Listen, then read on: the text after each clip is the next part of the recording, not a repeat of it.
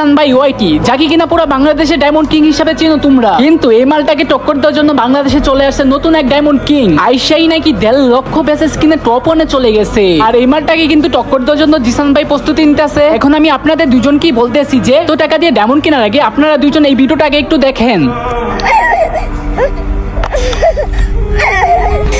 এই ভিডিওটার মানে কি একটু বুঝছেন? মানে একটা বাচ্চা মানে খাবার না খেয়ে মাটি খাইতেছে, আর তার হৃদয় ভাঙা কান্না শুধুমাত্র একটু পানির একটু খাবারের জন্য। শুধু সে নয়, তার মতো হাজার হাজার ফিলিস্তিনবাসী খাবারের অভাবে না খেয়ে মারা যেতেছে। আর আজকে একটা ভিডিওতে দেখলাম একজন মা বাংলাদেশ থেকে সাহায্য চেয়েছে শুধুমাত্র একটু পানির জন্য। আর হ্যাঁ, এসি টেটার ভাই আর জিসান ভাই ওয়াই, আমরা সবাই জানি আপনারা বাংলাদেশের গর্ব। হ্যাঁ, আমরা এটাও জানি যে আপনারা গরিব দুঃখীদের দান করেন। তো শুধু নিজেদের মধ্যে একজনকে টপকি আরেকজনের প্রতিশোধ নেওয়ার কোনো দরকার নেই। আমরা এটাও জানি যে আপনারা ডায়মন্ড কিং, আপনারা গেমের পিছনে কোটি কোটি টাকা খরচ করেন। শুধু নিজেদের মধ্যে ঝগড়া করে তো কোনো লাভ নাই। যদি এমন হইতো যে একটা দেশ আপনাদেরকে চ্যালেঞ্জ দিছে, তখন আপনারা প্রতিশোধ নিবেন, অবশ্যই প্রতিশোধ নিবেন। কেন বাংলাদেশ ছোট না হয়, গেমের মধ্যে এত টাকা না খরচ করে ওদের পাশে একটু দাঁড়া। আর গাইস, আমার কথাগুলো যদি তোমাদের ভালো লাগে তাহলে ওদেরকে কিন্তু ভিডিওতে মেনশন দিয়ে যাবা, যেন ওরা ভিডিওটা দেখতে পারে।